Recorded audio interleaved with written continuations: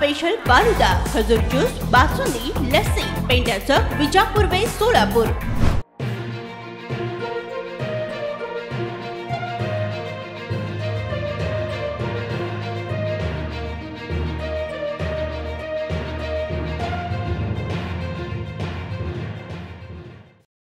तसं मोहोळचं राजकारण जर आपण बघितलं तर मोहोळचं राजकारण हे कायम हे आघाडीचा धर्म पाळणारं राजकारण आहे।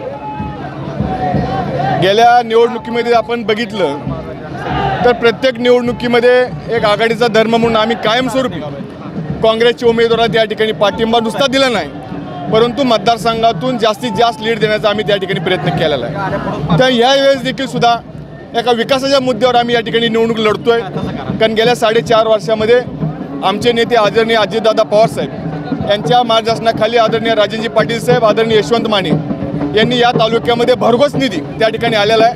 तेव्हा आमची ही जी निवडणूक आहे ही कुठल्या जातीवर कुठल्या धर्मावर अजिबात नाही, आमची जी निवडणूक आहे ही विकासावर निवडणूक आहे। तेव्हा मला खात्री की आमच्या मतदारसंघामधून जास्तीत जास्त लीड संबंधित उमेदवार रामजी सातपुते साहेब यांना त्या ठिकाणी मिळेल। दादा, प्रणितीताईंचं एक कडवं आव्हान आहे काँग्रेसचं, कसं बघता त्याकडे?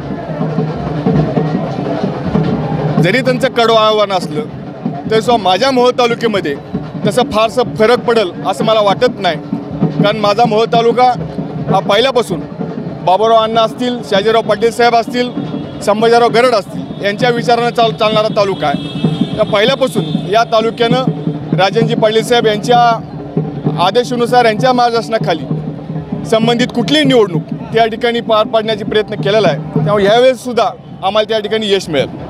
दादा, खासदार निवडून आल्यानंतर कुठले महत्त्वाची कामं मोहोळसाठी व्हायला पाहिजे, काय अपेक्षा आहे? खरं तर आता जर परिस्थिती आपण बघितली तर आपला देश हा युवकांचा देश म्हणून त्या ठिकाणी ओळखला जातो, पण आताच्या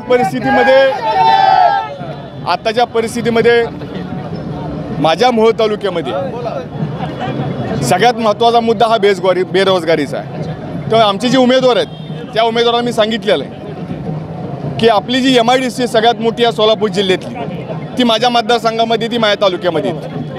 पण तिथं ज्या उद्योग त्या ठिकाणी आलेले आहेत पण त्या उद्योगामध्ये स्थानिकांना त्या ठिकाणी रोजगार मिळत नाही। तेव्हा तुम्ही पहिलं काम ज्यावेळेस तुम्ही खासदार व्हाल त्यावेळेस त्याला मी सांगितलेलं आहे की तुम्ही पहिलं काम असं करायचं की माझ्या मतदारसंघातले जे स्थानिक मुलं आहेत त्याला तुम्ही त्या ठिकाणी रोजगार उपलब्ध करून द्यायचा। एवढंच नाही तर आज पुणे शहरानंतर सगळ्यात झपाट्यानं वाढणारं शहर म्हणजे सोलापूर शहराकडे बघितलं जातं। आज सोलापूर शहर हे चारी बाजूनं 4 पदरीनं त्या ठिकाणी जोडले गेलेले आहे। तेव्हा आता पुण्याचा जे आपण त्याला म्हणतो कॅपॅसिटी ती आता संपत चाललेली, तर आता इथून पुढचं जे शहर वाढणार आहे हे सोलापूर शहर आहे। त्यामुळं निश्चित येणाऱ्या काळामध्ये जे सरकार येईल आमचं युतीचं, त्या सरकारच्या माध्यमातून नवीन उद्योग हे नूतन खासदार त्या ठिकाणी आणण्याचा त्या ठिकाणी प्रयत्न करते। दादा, माड्या संदर्भात एक प्रश्न आहे, निंबाळकरांना कडवं आव्हान मोहिते पाटलांकडून दिलं गेलेलं आहे, कसं बघता राजकारणाकडे, कसं तिकडं फाईट कसं माड्याकडे? कसं मी फार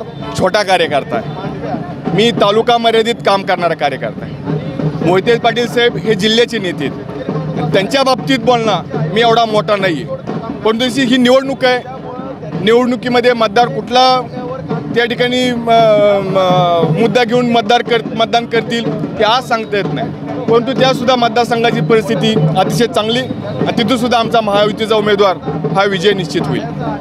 एकंदरीत मोहोळच्या विकासासाठी भाजपला मोठ्या प्रमाणात आम्ही मतदान करणार आहे। मोहोळमधून भाजपचे जे राम सातपुते आहेत त्यांना मोठ्या प्रमाणात लीड देऊन भाजपचे दोन्ही खासदार सोलापूर लोकसभा असेल, माढा लोकसभा असेल, दोन्हीमधून निवडून देऊ असा विश्वास या ठिकाणी राजन पाटील यांच्या चिरंजीवांनी केलेला आहे। अब्दुल शेखसोबत अकबर बागवान, लोकप्रधान न्यूज, सोलापूर।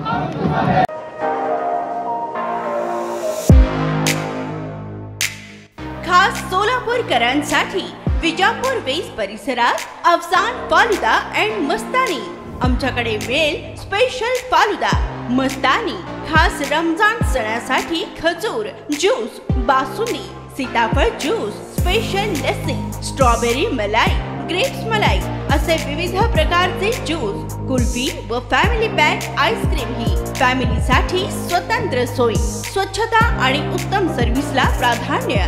सोलापुरातील सुप्रसिद्ध अफजान फालुदा एंड मस्तानी, पेंटर चौक ते विजापूर वेस्ट रस्ता, सोलापूर।